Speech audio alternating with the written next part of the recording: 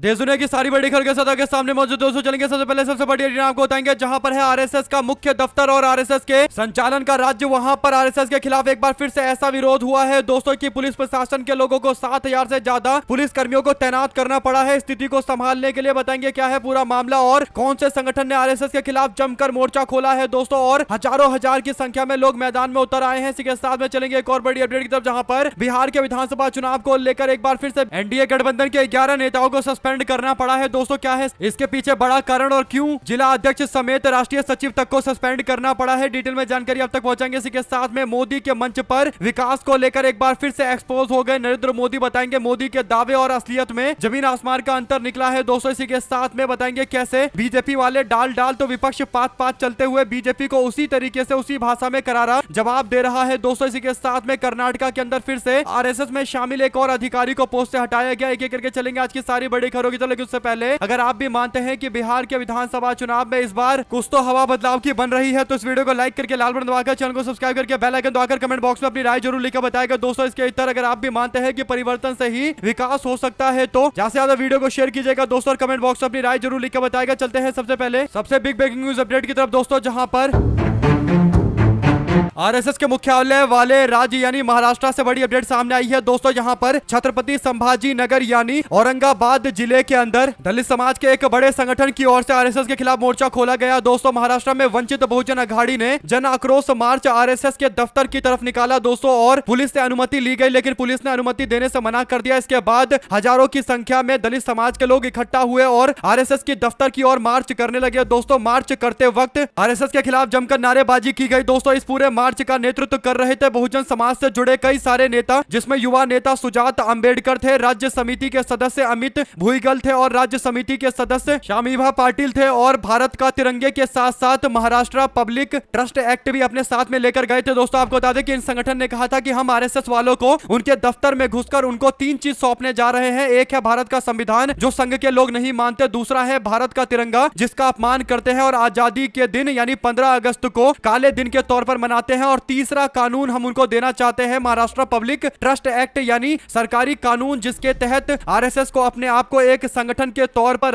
Register करना चाहिए। यानी दोस्तों आरएसएस को लेकर दावा किया जाता है कि आरएसएस देश के अंदर इतना बड़ा संगठन चलाने का दावा करता है लेकिन भारत के कानून के अंतर्गत उसका कोई पंजीकरण यानी रजिस्ट्रेशन नहीं है। इस पूरे मामले को लेकर दोस्तों तीनों चीजें लेकर जब दफ्तर के बाहर पहुंचे तो पता चला कि 7000 से ज्यादा पुलिसकर्मी तैनात किए गए हैं केवल आंदोलन को रोकने के लिए दोस्तों। और आरएसएस के खिलाफ नारे लगाते हुए जो सबसे ज्यादा नारा गूंज रहा था वो प्रकाश आंबेडकर की ओर से भी शेयर किया गया है दोस्तों। इस नारे में क्या कहा जा रहा था कि आरएसएस की छाती पर फूले साहू आंबेडकर, और जो बैनर लेकर आए थे दोस्तों उस पर आरएसएस मुर्दाबाद के नारे लिखे हुए थे। कुल मिलाकर इस पूरे मामले पर अब आरएसएस के खिलाफ मोर्चा खोलते हुए संगठनों की ओर से कहा गया कि आंदोलन लगातार जारी रहेगा दोस्तों। इसके बाद खबर सामने आती है कि पुलिस वालों को आरएसएस वालों ने बताया कि दफ्तर में कोई मौजूद नहीं है, सब लोग छुट्टी पर है, यानी बहाना बनाने की कोशिश की गई दोस्तों। और काफी मशक्कत के बाद पुलिस प्रशासन ने रोकने का प्रयास किया। इसके बाद बहुजन अघाड़ी मोर्चा की ओर से सुजात अंबेडकर ने भारत का तिरंगा डेप्यूटी पुलिस कमिश्नर को सौंप दिया दोस्तों, और डीसीपी को तिरंगा देते हुए कहा गया कि ये आरएसएस तक पहुंचा देना। इसके बाद अमित भुईगल की ओर से भारत का संविधान भी पुलिस कमिश्नर को दिया गया दोस्तों, और उनसे कहा गया कि आरएसएस तक पहुंचा देना। और इसके बाद शामीभा पाटिल की ओर से महाराष्ट्र पब्लिक एक्ट की एक कॉपी यानी कानून की कॉपी पुलिस प्रशासन को देकर आरएसएस के दफ्तर तक पहुंचा देने के लिए बोला गया दोस्तों। उप पुलिस के आयुक्त ने वंचित बहुजन अघाड़ी के प्रतिनिधि मंडल के सभी दस्तावेज को स्वीकार किया दोस्तों, और मार्च निकालने का जो कारण बताया गया है वे वही सारे कारण है जिसे लेकर लगातार आरएसएस के खिलाफ मोर्चा खोला जाता है दोस्तों। और प्रतिज्ञा का आयोजन किया गया, इसमें सब लोगों ने प्रतिज्ञा ली कि हमेशा से संविधान के हित में काम करेंगे और भारतीय संविधान अमर रहे के नारे लगे और आरएसएस मुर्दाबाद के नारे लगाए गए दोस्तों। कुल मिलाकर दलित संगठनों की ओर से कहना है कि बाबा साहब भीमराव अंबेडकर द्वारा बनाए गए संविधान का जो पालन नहीं करेगा, जो उसको नहीं मानेगा, तिरंगे को नहीं मानेगा, राष्ट्रीय चिन्ह को नहीं मानेगा, तो उसका पुरजोर तरीके से विरोध किया जाएगा। आप लोग इस पूरे मामले पर अपनी राय जरूर लिखकर बताएगा दोस्तों, और ज्यादा से ज्यादा वीडियो को शेयर कीजिएगा। चलते हैं एक और बिग ब्रेकिंग न्यूज अपडेट की तरफ दोस्तों, जहां पर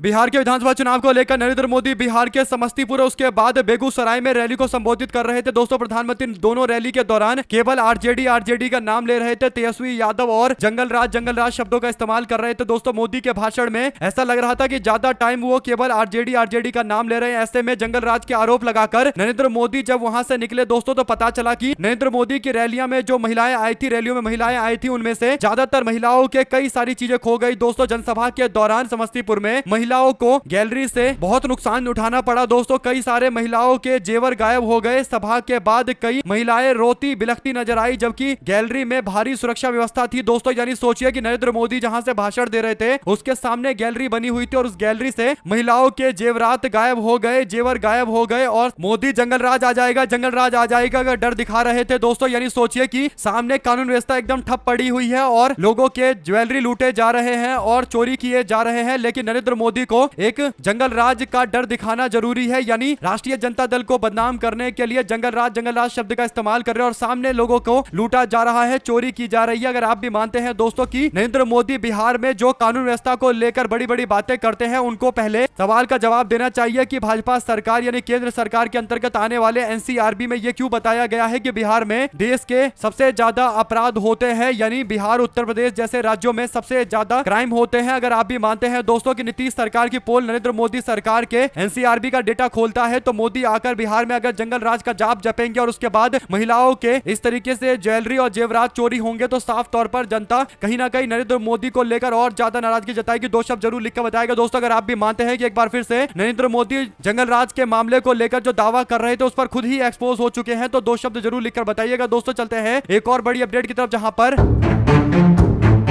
बिहार के विधानसभा चुनाव के दौरान हिंदुस्तान अवाम मोर्चा ने अपने 11 नेताओं को पार्टी से निष्कासित कर दिया है दोस्तों। राष्ट्रीय अध्यक्ष के निर्देश पर कार्रवाई की गई है। शुक्रवार को शाम पार्टी के राष्ट्रीय प्रधान महासचिव राजेश कुमार पांडे इसको लेकर पत्र भी जारी कर चुके हैं। निष्कासित होने वाले नेताओं में बिहार के प्रदेश के संगठन प्रभारी राजेश रंजन, राष्ट्रीय सचिव रितेश कुमार उर्फ चुन्नू शर्मा और राष्ट्रीय सचिव श्रवण भुइयां के साथ साथ राष्ट्रीय सचिव सह प्रवक्ता नंदलाल मांझी और प्रदेश महासचिव चंदन ठाकुर, प्रदेश के प्रवक्ता शैलेंद्र मिश्रा और सहकारिता प्रकोष्ठ के अध्यक्ष शिव कुमार राम और पूर्णिया जिला अध्यक्ष राजेंद्र यादव, मुजफ्फरपुर कार्यकारी जिला अध्यक्ष बैजू यादव के अलावा मंजू सरदार, बीके सिंह का नाम शामिल है दोस्तों। यानी बड़े बड़े पोस्ट पर ये लोग थे जिनको जीतन राम मांझी की पार्टी से हटाना पड़ा और कारण आप लोग जानते हैं कि जीतन राम मांझी की पार्टी ने सारी सीटें अपने परिवार में बांट डाली दोस्तों। कभी अपनी बेटे की पत्नी यानी बहू को टिकट दे दिया, तो कभी अपनी समधन को टिकट देकर मैदान में उतार दिया दोस्तों। अन्य नेताओं को कोई मौका नहीं मिला और पूरा परिवार में ही बट गया दोस्तों। तो किस उम्मीद से लोग जीतन राम मांझी की पार्टी में रहेंगे, ये भी एक बड़ा सवाल था, इसीलिए लोगों ने विरोध किया, तो अब उनको पार्टी से बाहर का रास्ता दिखाया गया है। चलते हैं एक और बड़ी अपडेट की तरफ, जिसमें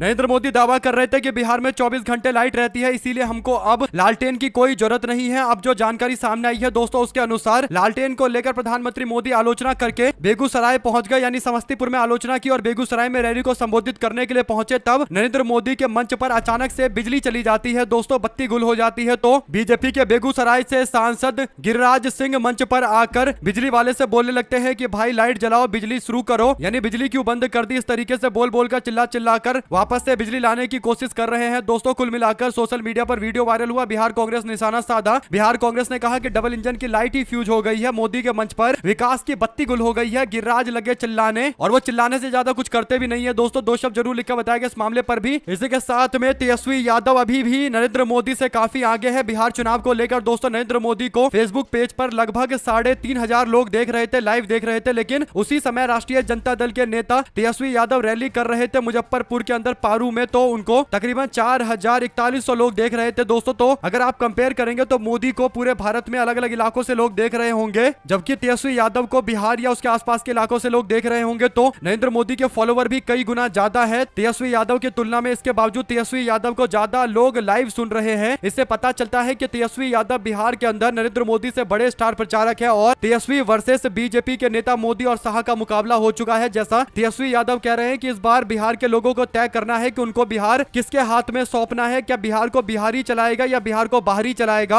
अब बाहर से आए हुए लोगों के हाथ में बिहार नहीं रहना चाहिए, अब बिहार को बिहारी चलाए तभी बिहार का विकास होगा। ऐसे में दोस्तों उन्होंने सीधी लाइन खींच दी है, एक और बाहरी लोग है, एक और बिहारी लोग है, किसके हाथ में सत्ता दी जाती है। दो शब्द जरूर लिखकर बताएगा इस पूरे मामले पर दोस्तों। लोगों ने तंज कसते हुए कहा कि बिहार में नरेंद्र मोदी और तेजस्वी यादव जी दोनों की चुनावी जनसभा चल रही थी, लेकिन तेजस्वी यादव ने बाजी मार ली। सिर्फ ज्यादा लोगों के लाइव देखने का मामला नहीं है, बल्कि संकेत इस बात के हैं कि तेजस्वी यादव नरेंद्र मोदी से बड़े स्टार प्रचारक बन चुके हैं और उनको केवल बिहार की ऑडियंस में भी सबसे ज्यादा समर्थन मिल रहा है और मोदी को पूरे देश के ऑडियंस में भी मिलाकर तेजस्वी यादव के आसपास समर्थन नहीं मिल रहा। दो शब्द जरूर लिखकर बताएगा। चलते हैं एक और अपडेट की तरफ दोस्तों, जिसमें बिहार के विधानसभा चुनाव के मद्देनजर गोपालगंज से जनसुराज के प्रत्याशी और एक बड़े डॉक्टर शशि शेखर सिन्हा को बड़ा दबाव बनाकर नामांकन वापस करवाया गया। दोस्तों, इसके बाद जनसुराज पार्टी ने फैसला लिया कि वो गोपालगंज से किसी और उम्मीदवार को सपोर्ट करके उनको मैदान में उतारेंगे। इसके बाद जनसुराज पार्टी के नेता प्रशांत किशोर ने फैसला लिया और अमित शाह के नाम वापस करवाने के मामले पर जोरदार झटका देते हुए अब अपना समर्थन बीजेपी के ही पूर्व नेता अनूप श्रीवास्तव को किया। दोस्तों, और अनूप श्रीवास्तव क्योंकि निर्दलीय मैदान में उतरे हुए हैं तो जनसुराज ने सपोर्ट करते हुए कहा कि हम आपको गोपालगंज की सीट से चुनाव जितवाकर भेजेंगे। अब देखना यह होगा कि यहां पर चुनाव किस तरीके का होता है। दोस्तों, क्या दिलचस्प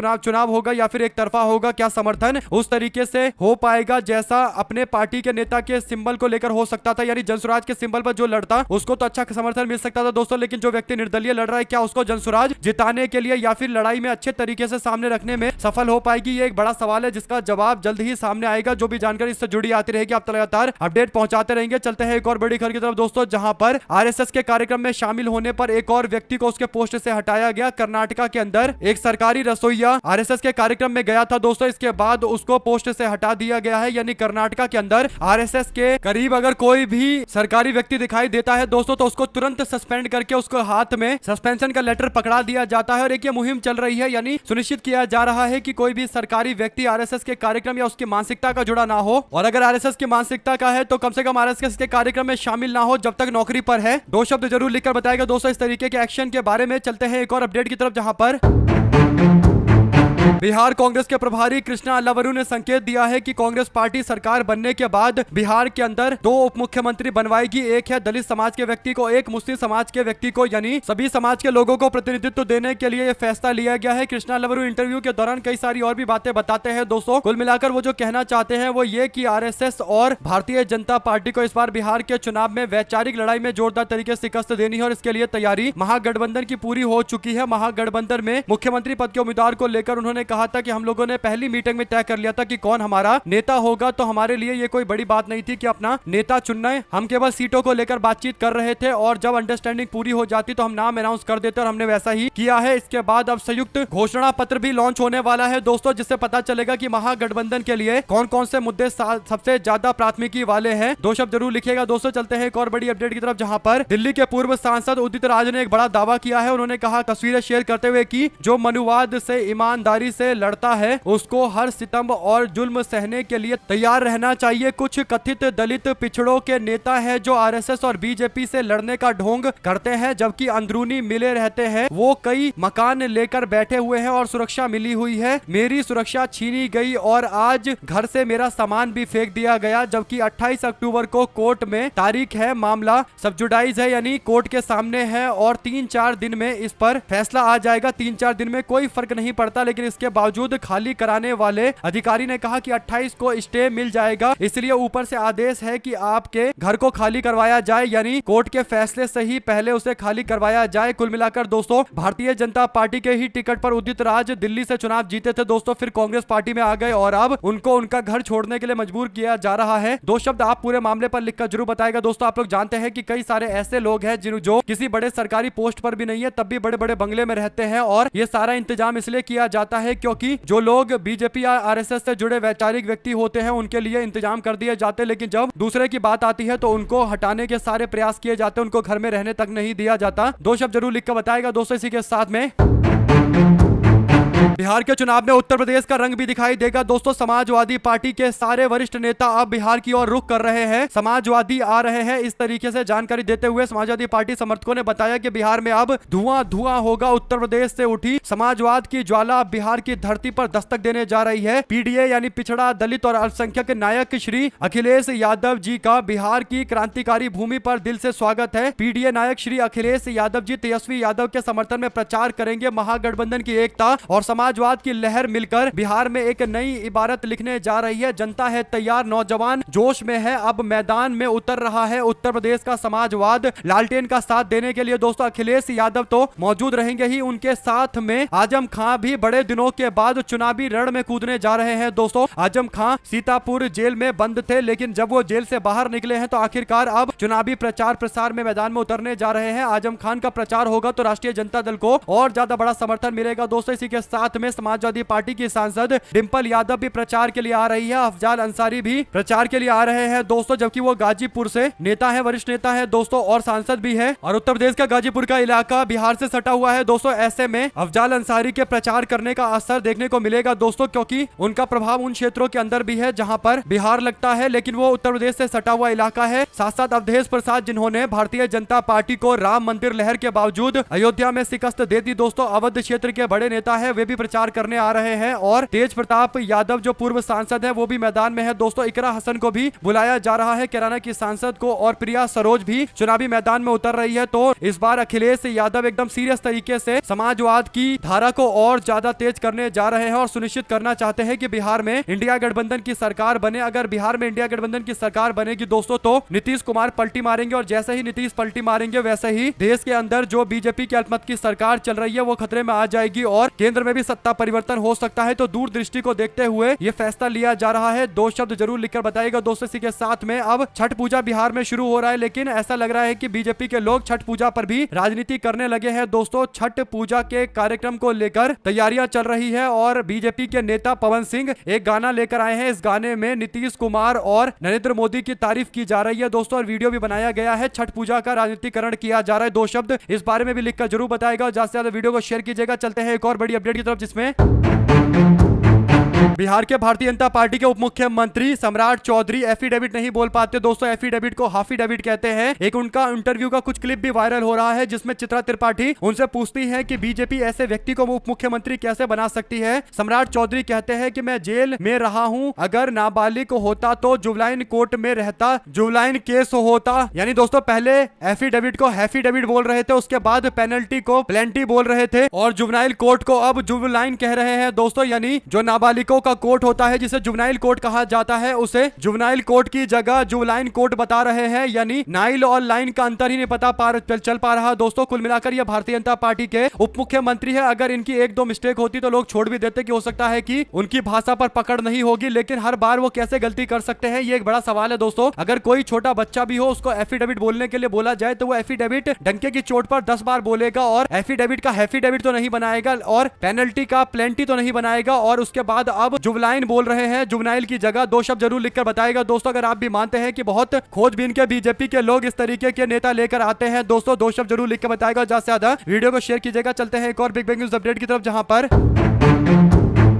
बिहार में भारतीय जनता पार्टी एक परसेप्शन बनाने में लगी हुई है दोस्तों। परसेप्शन यह है कि अगर राष्ट्रीय जनता दल सरकार में आ जाएगी तो एक बार फिर से जंगल राज आ जाएगा। इसे लेकर हर तरीके के नए नए तिगड़म लगाए जाते हैं दोस्तों। एक नया मामला सामने आया है बीजेपी के ऑफिशियल अकाउंट पर। एक यूट्यूबर का यानी एक गायक सिंगर है दोस्तों, जिसका नाम सौरभ यादव है। उसके गाने के कुछ बोल को शेयर करते हुए बीजेपी कहती है कि गाने के बोल है कि भैया के आवे दे सत्ता में रे उठा लेब सटा के कट्टा घर से। यानी भैया को सत्ता में आने दो, उसके बाद बंदूक का इस्तेमाल करके घर से उठवा लेंगे। यानी गाने में जंगल राज आने की बात चल रही है, इस तरीके का दावा किया गया दोस्तों। और क्योंकि इस व्यक्ति का नाम सौरभ यादव है तो इसे राष्ट्रीय जनता दल से जोड़कर कहीं ना कहीं जंगल राज का एक परसेप्शन बनाने की कोशिश की जा रही थी दोस्तों। इस पूरे मामले पर लोगों ने एक और सिंगर है जिसका वीडियो शेयर करते हुए बताया कि जिस गाने पर बीजेपी के लोग दावा कर रहे हैं उसमें तो तेजस्वी यादव का दूर दूर तक कहीं कोई नाम नहीं है। इसके बावजूद बीजेपी के लोग तेजस्वी यादव का गाना बता रहे हैं, उनके समर्थक का गाना बता रहे हैं। लेकिन एक और जो तस्वीर शेयर की गई है दोस्तों, उसमें चिराग पासवान की फोटो लगाकर गाने के बोल है कि चिराग भैया के आवे दे सत्ता में उठा लेबो घर से रे। यानी घर से उठाने की धमकी दी जा रही है। अगर चिराग की सरकार आ जाती है, एनडीए की सरकार आ जाती है तो तस्वीर का भी इस्तेमाल किया गया है दोस्तों। तो अभी जो बिहार में गुंडा राज चल रहा है, क्या इससे प्रचंड गुंडा राज और ज्यादा बिहार में आने वाला है? कुल मिलाकर भाजपा वालों को सबके सामने माफी मांगनी चाहिए अगर आप भी मानते हैं दोस्तों की खुलेआम चिराग पासवान की तस्वीर लगाकर ये गुंडे राज की जो धमकी दी जा रही है। और बिहार में कई सारे बड़े उद्योगपतियों की हत्या इन दिनों हुई है दोस्तों, जो सीधा सीधा एग्जाम्पल है कि जंगल राज बिहार में चल रहा है। और एनसीआरबी के रिपोर्ट में भी बिहार में जंगल राज से कम की स्थिति नहीं है। अगर आप भी मानते हैं कि इस तरीके के गाने बीजेपी और चिराग पासवान दोनों को एक्सपोज करते हैं तो अपनी राय जरूर लिखकर बताइएगा। चलते हैं एक और बड़ी अपडेट की तरफ दोस्तों, जहां पर सोशल मीडिया पर ट्रेन से जुड़े हुए लोग हजारों वीडियो शेयर करते हुए बीजेपी की सरकार से सवाल पूछे तो एक जवाब रेलवे मिनिस्ट्री की ओर से नहीं आता दोस्तों, मिनिस्टर की ओर से नहीं आता। लेकिन अगर एक भी पुरानी वीडियो डालकर लोगों ने प्रतिक्रिया दे दी होती है तो उस पर डिपार्टमेंट वाले आकर बोलते हैं कि पुरानी वीडियो शेयर कर रहे हो, ये फेक वीडियो है, इसका अभी के वास्तविकता से कोई लेना देना नहीं है। लेकिन अब कांग्रेस पार्टी ने जवाब देते हुए रेल मंत्रालय को 6 फुटेज जारी करते हुए कहा कि ये अभी की फुटेज है, ये देख लो, ये जो तुम बोलते हो बार बार की ओल्ड फुटेज है, पुरानी फोटो है, पुरानी वीडियो है, ये देखो अभी की वीडियो दिखा रहे हैं। लो एक्शन, यानी दोस्तों जब बुलाकर दिखाया जाता है कि ये देखो रेलवे के हालात, तो उस पर डिपार्टमेंट की ओर से एक शब्द नहीं आता। लेकिन कहीं किसी का भी उठाकर फर्जी वीडियो होता है तो दावा कर देते हैं कि ये फर्जी वीडियो है, पुराना वीडियो है। अगर आप भी मानते हैं कि कांग्रेस पार्टी ने 6 वीडियो शेयर किए हैं, अगर आईटी मिनिस्टर अश्विनी वैष्णव में हिम्मत है तो वो कार्रवाई करे इन पूरे मामले पर। साथ साथ दोस्तों जम्मू और कश्मीर के विधानसभा चुनाव में एनसी को बड़ी सफलता मिली है। कांग्रेस ने एनसी यानी नेशनल कॉन्फ्रेंस को फुल सपोर्ट करने का ऐलान किया था दोस्तों, जिसका असर भी हुआ और असर ये हुआ कि एनसी ने 4 में से 3 राज्यसभा की सीटें जीत ली है। एक सीट भारतीय जनता पार्टी के अध्यक्ष को जीत मिली है दोस्तों, प्रदेश अध्यक्ष बीजेपी का जीता है, यानी 3-1 का आंकड़ा रहा। कांग्रेस पार्टी के सपोर्ट के कारण आसान जीत हो पाई। साथ साथ दोस्तों उत्तर प्रदेश कांग्रेस के अध्यक्ष अजय राय ने बक्सर में इंडिया गठबंधन के नेताओं की बैठक ली है और बक्सर वो क्षेत्र है जो उत्तर प्रदेश से सटा हुआ इलाका है, तो कोशिश की जा रही है कि उत्तर प्रदेश से सटे इलाके के अंदर इंडिया गठबंधन को कांग्रेस पार्टी उत्तर प्रदेश इकाई भी मदद करे। इसके लिए आदेश जारी किया गया था और उसका असर अब होता दिखाई देने लगा है। हमारे साथ लगातार जुड़े रहने के लिए आप सभी दोस्तों, भाइयों, बहनों, मित्रों का बहुत बहुत धन्यवाद। देख रहे थे आपका अपना चैनल जय हिंद, जय भारत। ज्यादा से ज्यादा वीडियो को शेयर कीजिएगा। बहुत धन्यवाद।